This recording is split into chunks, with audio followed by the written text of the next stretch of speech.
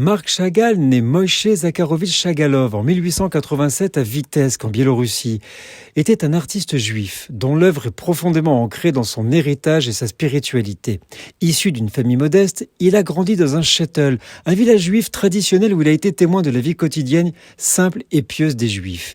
Dès son plus jeune âge, Chagall a montré un talent pour le dessin. Il a reçu sa première formation artistique à Vitebsk, puis a poursuivi ses études à Saint-Pétersbourg, puis à Paris. Sa rencontre avec l'avant-garde parisienne a exercé une influence considérable sur son style, qui s'est développé vers un cubisme poétique et coloré. L'identité juive de Chagall a toujours été une source d'inspiration majeure pour son art. Son fantasme juif est souvent apparent dans son travail et sa simplification rappelle souvent ce qu'un enfant ou un paysan aurait pu peindre.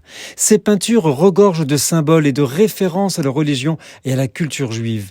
On retrouve des thèmes tels que la vie dans le shtetl, les prières, les fêtes juives, les rabbins et les figures bibliques.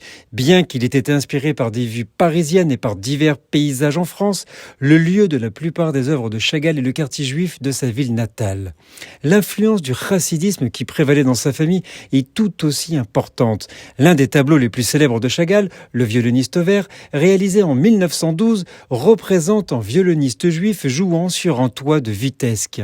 Cette image symbolique évoque à la fois la tradition musicale juive et l'exil du peuple juif.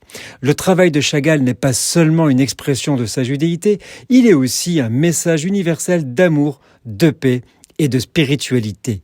Ses peintures, empreintes d'une joie de vivre et d'une humanité profonde, continuent à inspirer et à toucher des millions de personnes à travers le monde.